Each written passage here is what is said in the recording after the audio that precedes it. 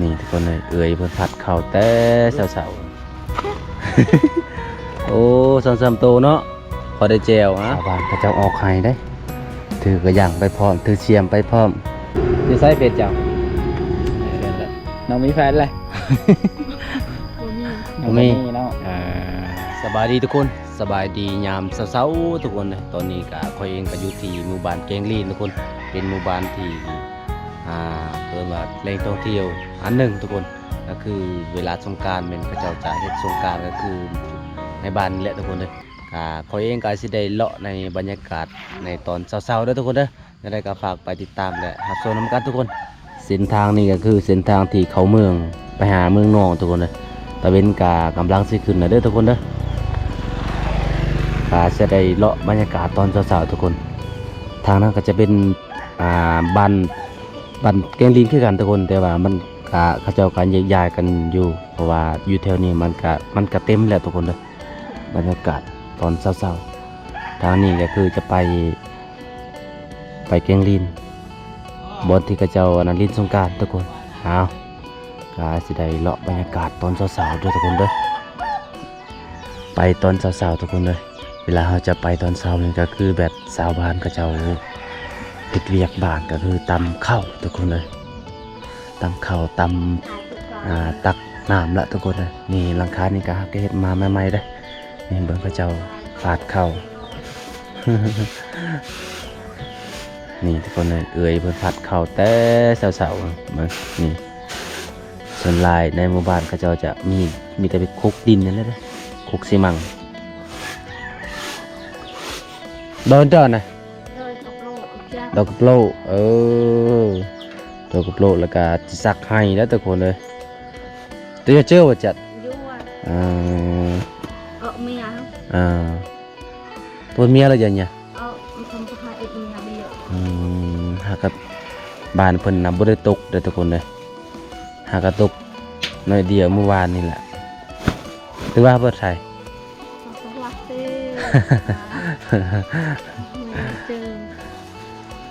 เป็นว่าบริกวางนะแต่ว่า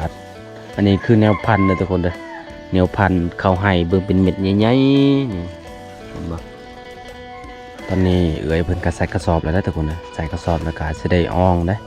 จะได้อ่องไปให้พุ่นละนี่โอ้ต้องได้ตำก่อนเนาะเนาะตำก่อนได้ทุกคนนะถ้าบ่ได้ตำนี่มันก็เวลาเราจะซักแล้วมันก็ลำบากนะเพราะว่ามันมีทั้งกลางไว้พร้อม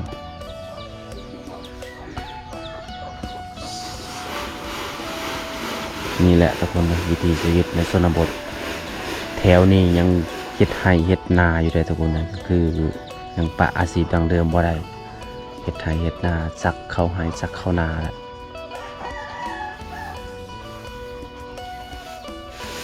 ต้องได้พาดแต่ทุกคนนะถ้าบ่ได้พาดนำบ่ได้เลยเพราะว่ายันเม็ดที่ว่ามันบ่งามนะเลือกเอาเม็ดที่ว่ามันงามเม็ดที่บ่งามเวลาเขาจะเอาไปซักนะคือมันก็จะโบออกเป็นเข่าได้นั่นแหละสาเหตุที่เขาจะพัดแล้วก็ต้องได้ตำเวลาตำก็คือบ่ให้ตำมันแหลกเลยตำพอดีพอดามพอดีถ้าตำมันแหลกก็คือเขาก็จะบ่ได้ออกแล้วทุกคนนะเนาะก็จะได้เลาะบรรยากาศต่อทุกคนเลาะบรรยากาศในหมู่บ้านนี่แหละป้าหลังคานี่ทุกคนเลยยังใส่ปลาหญ้ามามุงอยู่ได้นี่เห็นนี่แถวชนบทเขาเจ้ามักเอาปลาหญ้าเนี่ยมามุงเพื่อให้มันเย็นแล้วทุกคนเลยเวลาเขาเจ้ามุงเอาปลาหญ้ามามุงนี่ก็คือแบบเย็นเลยหลังคาเฮือน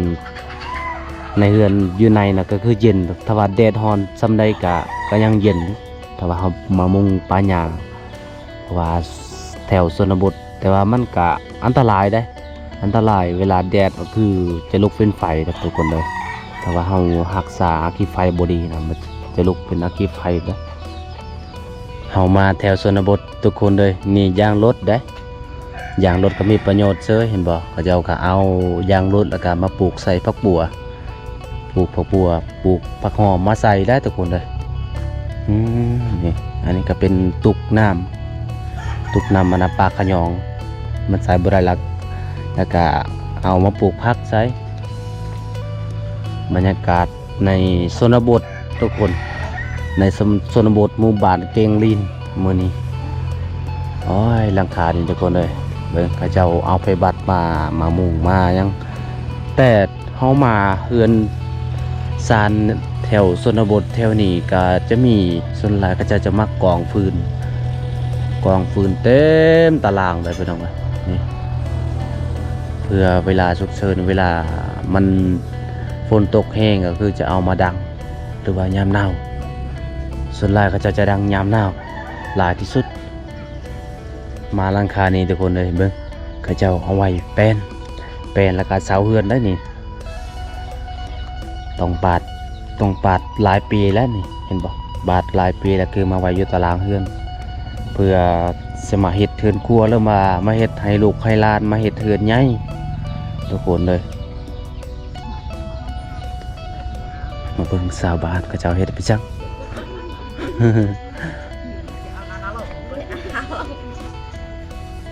โอ้บรรยากาศสวยเนาะ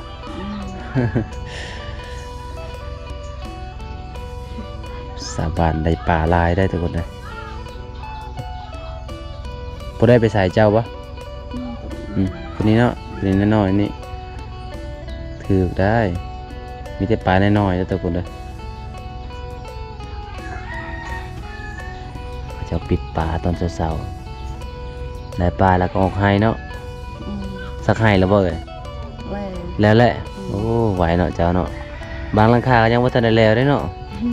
ให้หน่อยเด้อให้โบราณให้น้อยๆให้บ่กว้างนี่ทุกคนเลยได้ปลาแล้วก็สิออกไข่ออกนาแล้วมาสู่กินอยู่ป่าอยู่ดงมานในลีมองจะเนาะ เขาเฮียนอยู่บ่ล่ะเขาอยู่นอกเฮียนเนาะเขาบ่ได้ป.5เนาะโอ้เขาป.5แล้วได้ม.1ไปเรียนอยู่ไสบัดนี้อยู่เมืองอยู่บ้านนี่เนาะฮอดม.6อยู่บ้านม.7แล้วก็ไปต่ออยู่เมืองเพิ่นมานป่าได้มื้อนี้ได้อาหารแซ่บแล้วนี่ตะกดกาสิเลาะบรรยากาศต่ออันนี้คือเตียงสำหรับในคนในบ้านที่เขาเจ้ามาเลี้ยงมาเอนก็คือมานั่งจุดนี้ละนี่มาเลี้ยงแถวนี้ละนั่งร่วมกันทุกคนเลยแต่ว่าตอนเย็นๆแถวชนบทแถวนี้ก็คือยังใส่ชีวิตแบบดั้งเดิมแล้วทุกคนเลยเรือนสามัญสองคือยังใส่ผ้ากระเตะอยู่นี่เห็นบ่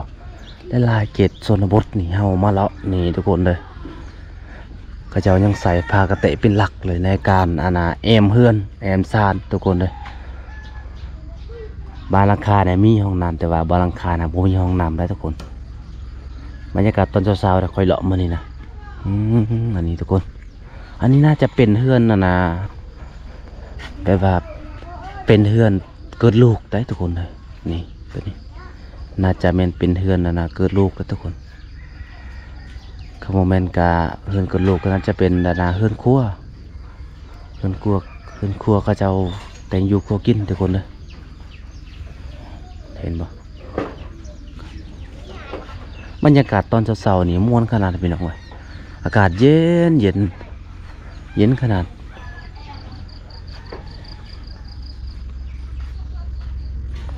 เลาะบรรยากาศในหมู่บ้านนี่นะเป็นครั้งแรกเลยทุกคนเลยเลาะหมู่บ้านนี่เป็นครั้งแรกในชีวิตเลย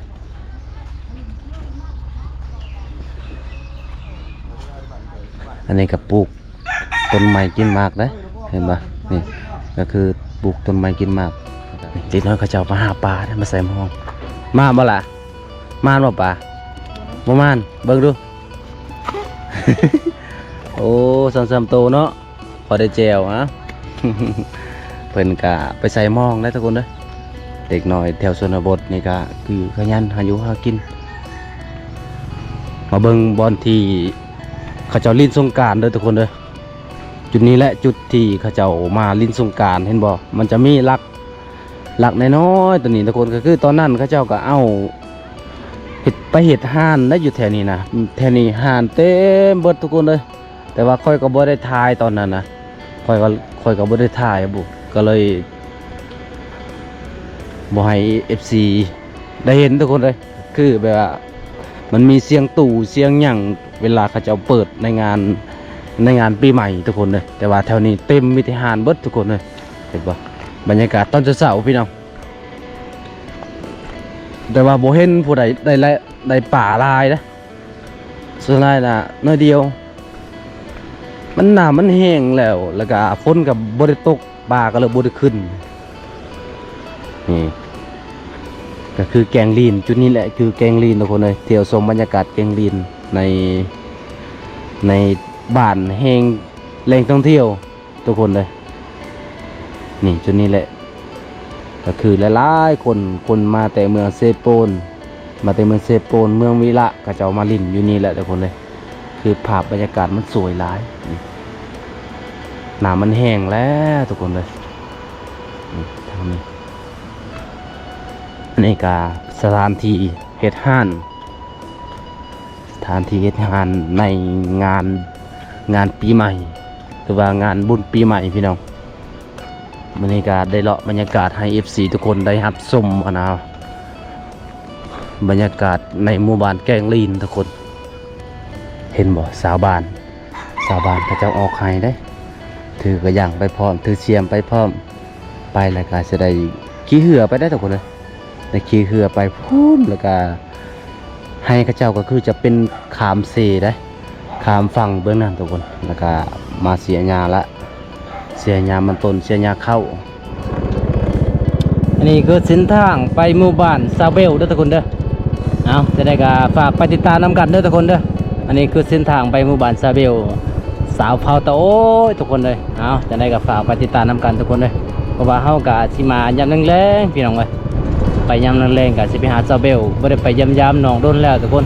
มากับทีมงานเบาใส่พี่น้องเว้ยมากับทีมงานคือเก่าไปใส่กับไปนำกันนี่เลยทุกคนฮักเพลงกันแต่ว่าบ่วงก็บ่เคยได้ไปบ้านเบาใส่จักเทื่อเลยมีโอกาสหน้าก็สิได้ไปบ้านเบาใส่แล้วทุกคนเลยไปยามแถวเมืองอาสะพรพี่น้องนี่มีแต่ธรรมศาสตร์พี่น้องโอ้เป็นตะโพนลายบรรยากาศยามแรงๆนะทุกคนเด้อจะได้ก็ฝากไปติดตามนำกันเด้อทุกคนฝากไปติดตามช่องบ่วงเนี่ยทุกคนแล้วก็ฝากติดตามให้กำลังใจน้องๆทุกคนได้เห็นน้องๆเป็นคนสู้ชีวิตก็เลยเห็นแล้วก็น่าสงสารพี่น้องแต่ว่าบ่ได้มีหยังที่จะให้น้องๆนะมีแต่ให้กำลังใจน้องๆถ้าว่ามีเงิน10-20,000ก็ให้น้องตึงบัตรตึงเบอร์ซ้ำนั้นแหละทุกคนเลยอันนี้ก็เป็นหมู่บ้านนั่นนะหมู่บ้านตั้งอะไรทุกคนเลย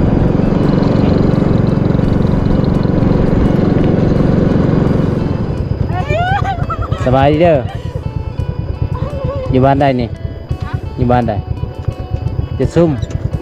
อ๋ออยู่ให้ยังอยู่นี่ไทยฮูบบ่อ๋อคิดว่าทาผู้บ่าวบ่แม่นบ่มาถ่ายรูปลง TikTok บ่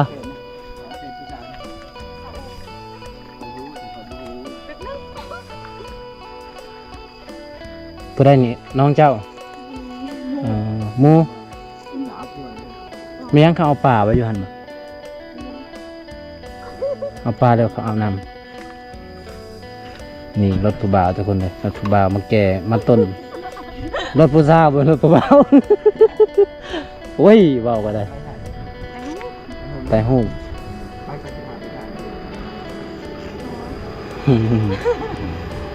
เป็นผู้สาวแหละบ่ได้เนาะซื้อซาโอคนเชื่ออยู่ไซเป็ดเจ้าบ่เห็นบันไดเลยอันนี้บ่อ๋อเห็นแล้วผู้สาวแจกเพจทุกคนเลยบ่ได้สนใจก็บ่ได้จักปีแล้วเจ้าซาโอจักปีแล้วเจ้า17ข่อย18เรื่องคนละปีเพื่อนจะอยู่เท่าใดเพื่อนจะอยู่เท่าใดสุดท้ายขอเป็นคนสุดท้ายได้ปะ โอ้ยหยอกกันไปแล้วทุกคนเลยอยู่ให้อยู่สวนหรือว่าไปเฮ็ดเวียกอยู่ขายของ ให้อยู่สวน อ๋อแต่หากว่างกับไปเล่นได้นั่นเนาะโดนถ้าหากผู้ใดอยากให้บ่าวใส่มาเยี่ยมมายามน้องก็คอมเมนต์บอกบ่าวใส่เด็กก็คือซาโอบ้านจิตสุ่มตั้งอะไรน้องมีแฟนแล้วน้องมีแฟนแหละ บ่มี อ๋อ บ่มี เนาะ อ่า คันมีก็บอกอายเด้ออายไปนี่พอเอานางจะเต็กยิงอายนี่แล้ว ผู้ได้มาหาเจ้าอีนี่ผู้บ่าวบ่หมู่สิมาถ่ายรูปนำกันนี่แหละ ส่วนกันถ่ายรูป รอเนาะหมู่เจ้าเนาะ คนบ้านใดบ้านเดียวบ่ทุกคนเลยคนบ้านเดียวกัน ต่อ อั ให้ นนี้หมู่ เนาะ บ้านหยังน่ะ ฮะ หมู่บ้านหยัง นี่ แม่น ชุมชน จุดซุนทางไร่บ้านเจ้าเลยเนาะผู้สาวลายได้เขตนี่เนาะ ไล่แต่ว่าไปเขาจะเอาพวก เอาผัวมาแล้วส่วนเจ้าเด้ เจ้าคือบ่เอาน้ำข้าว มีคนรัก มีคนมา เย้ เพราะว่าเจ้านี่มีเหตุผลหนึงมาแหละเลือกลาย บ่ได้เลือก อยากได้รอๆคือคอยนี่ โอ้ยากเลย เอาทุกคนตอนนี้ก็สิขอกลับกันเด้อน้องเด้อคลิปหน้าหรือว่าเมื่อหน้าถ้ามีโอกาสก็ไปได้บ่ เอา ไปได้เนาะ ทุกคน